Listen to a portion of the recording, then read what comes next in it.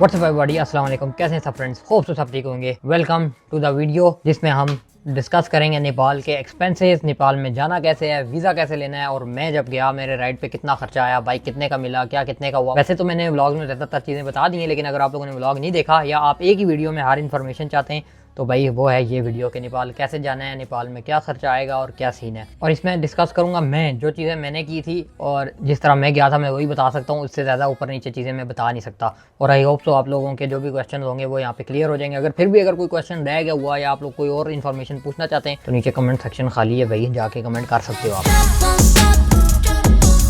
एक बात मैं आप लोगों को बता दूं कि एक बिस्किट तक भी, जब एक बिस्किट तो बहुत बड़ी चीज़ है, टॉफ़ी तक भी जो मैंने ली है ना उसका भी मैंने लिखा है कि मैंने वो कितने की ली है और उसके पैसे मैंने ऐड किए हैं। तो मैंने एक एक एक्सपेंस जो है ना बारीकी से ऐड किया है, तो इसमें कोई चीज़ मैंने छोड़ी नहीं है। इसमें सबसे पहले मैं आप लोगों को बता दूं वीज़ा है कौन सा, जो टूरिस्ट वीज़ा मिलता है वो होता कौन सा है। सीधा इजी सीन है, फ्लाइट की टिकट लो, पहुंच जाओ नेपाल एयरपोर्ट पे, वहाँ पे जाके आप लोगों को डायरेक्ट वीज़ा ऑन अराइवल मिल जाएगा। इजी प्रोसेस है, एक ऑनलाइन फॉर्म है, वो अगर आप जमा करके आ जाओगे तो एक लाइन से बच जाओगे। मशीन्स लगी हुई है, यहाँ पे भी जमा कर सकते हो। और सार्क कंट्रीज़ में आता है पाकिस्तान, तो वो भी फ्री है, मतलब वीज़ा पे आप लोगों का 1 रुपया भी नहीं लगेगा और आप नेपाल एंटर कर जाओगे। स्टिकर वीज़ा मिल जाएगा आप लोगों को, वहाँ पे पासपोर्ट पे लग जाएगा। होटल बुकिंग उन्होंने मेरे से चेक की थी अपने पाकिस्तानी एयरपोर्ट पे, तो यहाँ पे जाते हुए आप लोगों के पास होटल बुकिंग होनी चाहिए। असली हो नकली हो उससे फ़र्क नहीं पड़ता। मैंने booking.com की एक बुकिंग होती है जिसमें लिखा होता है कि पेमेंट आप बाद में होटल में जाके भी कर सकते हो, तो वो वाली मैंने बुक कर ली थी और उसका प्रिंट आउट लेके मैंने इमिग्रेशन वालों को दे दिया था, उन्होंने मेरे से पूछा था। उसके अलावा करेंसी एक्सचेंज स्लिप होना बहुत लाजमी है। मेरे पास स्लिप नहीं थी और मेरा पहली दफ़ा था, मुझे पता भी नहीं था भाई कि करेंसी एक्सचेंज करा के स्लिप लेके जानी होती है। करेंसी में जो लेके जा रहा था उन्होंने मेरे से पूछा भाई आप कितने डॉलर लेके जा रहे हो, मैंने उनको बताया मैं इतने डॉलर लेके जा रहा हूँ। कहते हैं जी भाई स्लिप दिखाओ। स्लिप मेरे पास थी नहीं, लकीली मैं कॉल करके स्लिप मुझे मिल गई थी, वरना वो मसला हो सकता था। उसके अलावा मैं लेके गया था 6 मंथ की बैंक स्टेटमेंट, अपने जो बैंक की है वो स्टेटमेंट में लेके गया था, लेकिन उधर किसी ने पूछा नहीं है। लेकिन फिर भी अगर आप जा रहे हैं तो बेटर है कि एज अ सेफ साइड रख ही लें उसको, 6 मंथ की कम से कम रख लें और स्टेटमेंट भी अच्छी होनी चाहिए।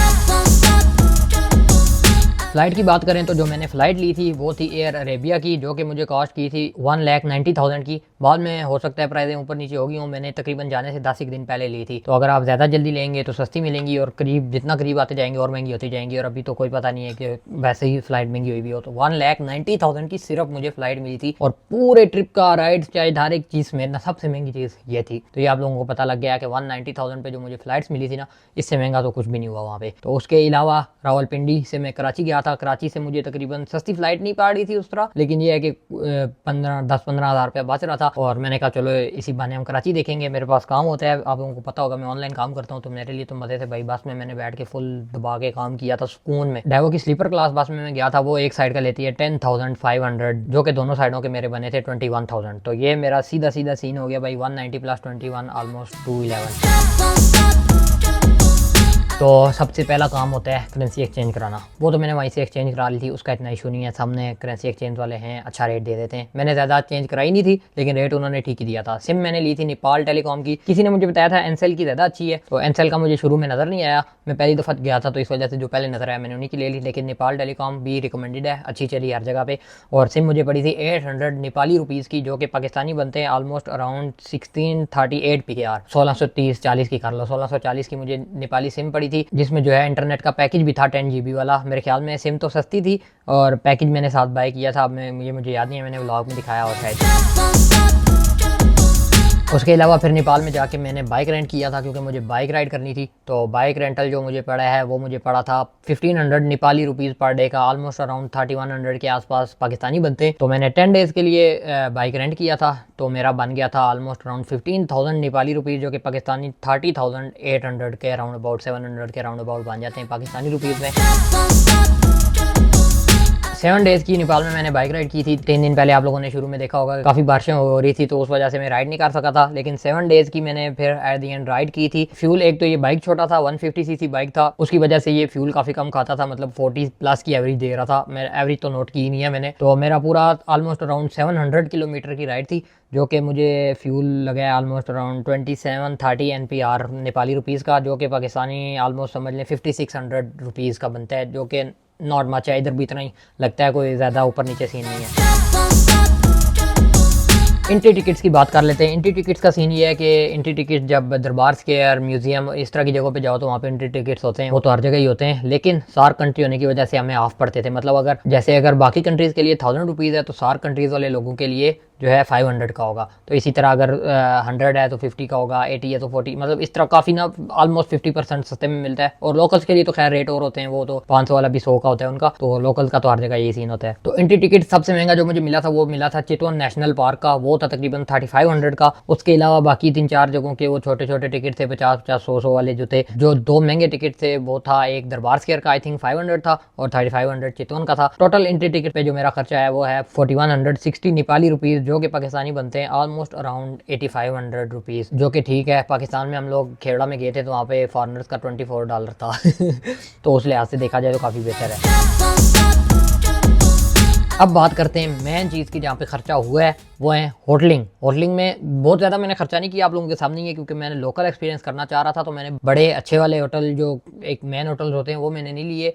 मैं नॉर्मल होम स्टेज में रुकता रहूँ। खैर उसकी बात तो करेंगे। पहले मैंने ट्रैकर्स होम डॉर्मेट्री थी, वहाँ पे मुझे मज़ा बड़ा आया। पहले उसका मैं आप लोगों को एक्सपीरियंस बता दूँ कि मज़ा मुझे वहाँ पे बड़ा आया है। मतलब हर कंट्री के लोग होते थे और एक ही रूम में उसमें 5-6 बेड लगे हुए, तो बड़ी गपशप होती थी, तो बड़ा मज़ा आता था। मतलब मेरा दिल कर रहा था कि मैं इधर रुकूँ। तो इसी वजह से वहाँ पे मैंने 9 स्टेज किए हैं, जो कि मुझे डेली पड़ा था 800 नेपाली रुपीज़ का, इंक्लूडिंग ब्रेकफास्ट। उसमें ब्रेकफास्ट इंक्लूडेड था। 9 स्टेज के वहाँ पे मेरे नेपाली बने थे 7200 रुपीज़, जो कि पाकिस्तानी ऑलमोस्ट 15000 के अराउंड अबाउट बन जाते हैं, जो कि नॉट बैड यार। 9 डेज का 15000 विद ब्रेकफास्ट, टू गुड। उसके बाद जब मैंने राइड स्टार्ट की थी पहले दिन, तो फिर आप लोगों ने देखा होगा कि मैंने होटल चेंज करने की कोशिश की थी। मैं थामिल इको होम में गया था। होटल बड़ा अच्छा था, रूम बहुत ही अच्छा था, सही लेविश रूम था, और वो मुझे पड़ा था सिर्फ 1500 नेपाली रुपीज़ का, जो कि पाकिस्तानी 3000 में बनता है। और 3000 में ऐसा रूम आप खुद ही सोचें मिलता है कहीं। बड़ी सारी जो है ना कॉफ़ी शॉफी वाला सीन था, और गर्म पानी, और बड़ा फिट सीन था। लेकिन फिर भी वो है ना, वो बड़ा जो है ना, मुझे वो अकेला अकेला लग रहा था कि यार मैं अकेला हूँ। उधर जो डॉम में था ना, वो उसका मज़ा अलग था। अगर तो आप बहुत ज़्यादा थके हुए हो ना, फिर ऐसी जगह पे रहें तो अच्छा है,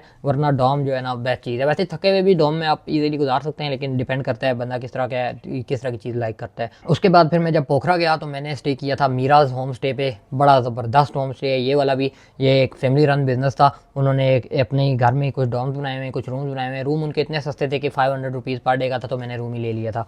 और मेरे अलावा और कोई टूरिस्ट उनके पास रुका भी नहीं हुआ था। तो 2 डेज़ इनके पास में रुका था पोखरा में। मेरे पैसे बने थे 1000 रुपीज़ नेपाली, जो कि पाकिस्तानी 2050 रुपये समथिंग इस तरह बनता है। तो बहुत अच्छा था उस लिहाज से देखा जाए। रूम इतना ज़्यादा लेविश नहीं था, लेकिन वो गार्डन था जो बना हुआ था, और लोकल के साथ रहना वो एक्सपीरियंस अच्छा था, मज़े का था। उसके अलावा फिर जब मैं दमपुस गया, उधर मैं रुका था अनु गेस्ट हाउस में। एक तो वो गेस्ट हाउस बड़ा अच्छा, और ये जो मीराज होम स्टे के जो ऑनर थे उन्होंने मुझे वो रिकमेंड किया था, और वो दूसरा बंदा भी उनको जानता था, उन्होंने फ़ोन वगैरह कर दिया था।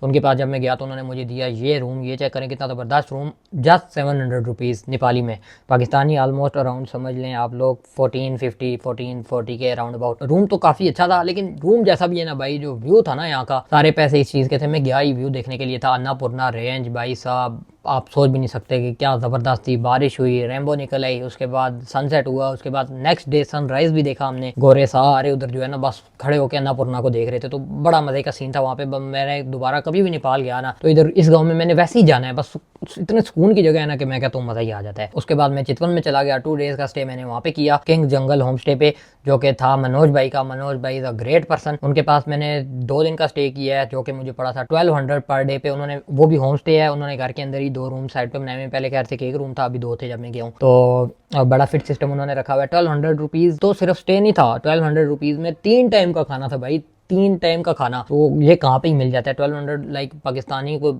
24-25 रुपये में समझे आपको 3 टाइम का खाना भी मिल रहा है, रूम भी मिल रहा है। तो ये बड़ा फिट सीन था। और मनोज भाई ने जो घुमाया फिराया है, मैं कहता हूँ मज़ा ही आ गया है। राइनो देखा हमने, जंगल सफारी की नेक्स्ट डे, और बड़ा मज़ा आया। जंगल सफारी का टिकट 3500 का था। आप कोई पूछे कि ये इतना ज़्यादा क्यों होता है, तो इसका वजह ये है कि इसमें आपको 2 गाइड्स कंपलसरी चाहिए होते हैं। ये भी मैंने जंगल सफारी नहीं की, जंगल वॉक की है। सफारी के तो मेरे ख्याल में 6-7,000 था, तो मैंने तो कहा भाई जंगल वॉक ही करते हैं। वैसे भी मेरा जंगल को देखने का उतना ज़्यादा शौक नहीं था, बस राइनो शाइनो दिख जाते ठीक था, लेकिन डर बड़ा लगता है भाई। जब हमें वो वाइल्ड पिग नज़र आए थे ना, तो तब सही डर लगा था। मैं कहा भाई ये अगर हमारी तरफ आ गए ना तो हम तो गए।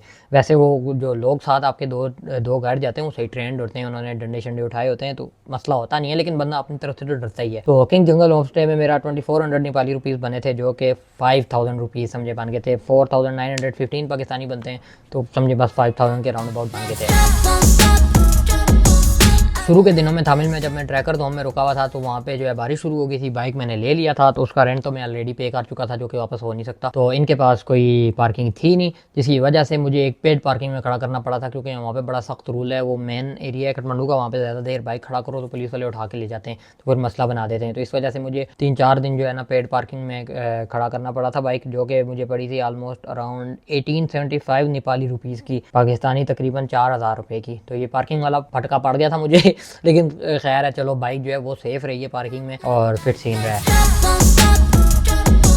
खाने की बात करें तो खाने पे मेरा ज़्यादा खर्चा नहीं हुआ। वैसे मैंने ज़्यादातर नॉर्मल चीज़ें ही खाई हैं, लेकिन कुछ दिन जो है मैं बीच में अच्छे होटल में भी गया हूँ, जिस तरह 4 स्टोरीज़ में गया था। उसके बाद मैंने वो निवारी खाना, उनका इतना ज़्यादा महंगा है नहीं, पाकिस्तान से थोड़ा सा महंगा पड़ता है, लेकिन देखा जाए तो ऑलमोस्ट जब राउंड अबाउट करो तो बराबर ही बनता है। तो फूड पे मेरा ऑलमोस्ट सारे 15 दिन का जो है ना नेपाली 7220 नेपाली रुपीज़ लगे हैं, जो कि पाकिस्तानी राउंड अबाउट कर लो तो 15,000 पाकिस्तानी रुपीज़ 15 डेज़ का समझे 1000 पर डे पे आप खाना सुकून से अच्छा खाना खा सकते हैं। अगर बड़ी जगह पे जाएंगे तो वो एक टाइम का खाना 600-700 का चला जाता है, अगर नॉर्मल जगह से खाएंगे तो इजीली गुजार सकते हैं। तीनों टाइम का मैंने खाना भी खाया था, ये नहीं है कि मैं एक टाइम 2 टाइम खा रहा था या एक टाइम फ्रूट खा रहा था, इस तरह का सीन नहीं था। तीनों टाइम में खाने खा रहा था, बीच में फ्रूट्स और ये चीज़ें भी मैं खा ही रहा था।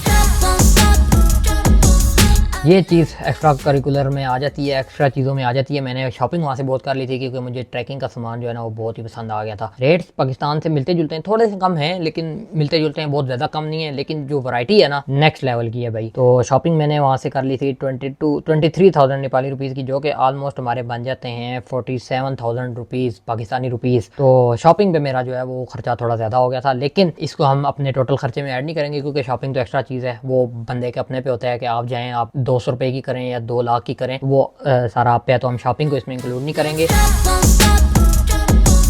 अब हम आ जाते हैं टोटल की तरफ। टोटल जो हमारा सीन था वो था जी हमारा विदाउट शॉपिंग में आप लोगों को बता रहा हूँ। टोटल मेरा लगा है 45,385 to be precise Nepali rupees. तो पाकिस्तानी देखा जाए तो मेरे लगे हैं 92,900 93,000 रुपीज़ मेरे लगे हैं पूरे नेपाल में 15 डेज़ का, बाइक रेंट का, पार्किंग का, फूड का, हर एक चीज़ का, होटलिंग का ये। और इसको भी अगर मैं कम करना चाहूँ ना तो और बंदा कम कर सकता है। अगर आप बैग पैक करें और आप बिल्कुल बजट फ्रेंडली ट्रैवल करना चाहते हैं तो इसको ईजिली आप बहुत स्क्वीज़ कर सकते हैं, अच्छा खासा, मतलब 15-20 हज़ार तो आप इजीली स्क्वीज कर सकते हैं। तो ये समझिए कि मैंने 95,000 जो है ना अच्छा खासा खुल के यूज़ किया है। इसमें शॉपिंग नहीं है, शॉपिंग करूंगा तो वो फिर 140 के राउंड अबाउट चला गया था। ओवरऑल टोटल मैं आप लोगों को बता दूं, जिसमें जब हम फ्लाइट इंक्लूड कर दें और बस इंक्लूड कर दें तो फिर मेरा टोटल बना है 3,04,000 रुपये, क्योंकि 2,10,000 सीधा फ्लाइट पे चला गया था। तो मसला सारा यहाँ पे आ जाता है कि फ्लाइटें भाई साहब वो हैं महंगी, जिस जगह भी जाओगे महंगी है। अभी हमारा नेक्स्ट टूर आ रहा है, उस पर भी यही सीन चल रहा है कि भाई उसकी फ्लाइट हमें मिली है सही दबा के महंगी। तो खैर वो तो आपको दिखाएंगे उधर हम जिस जगह पे स्टे करेंगे और जो कुछ कर रहे हैं ना, मतलब मैं कह रहा हूँ आप लोगों को मज़ा आ जाएगा। जो हम लोग ज़बरदस्त किस्म के स्टेज करेंगे और जो व्यूज़ आप लोगों को दिखाऊंगा ना, मैं कहता हूँ कि आप लोगों को मज़ा आ जाएगा। अब मैं ज़्यादा एंड देना नहीं चाहता, नेक्स्ट वीडियो बस उसी ट्रिप की आने लगी, हम लोग निकल रहे हैं खाली इंशाल्लाह। तो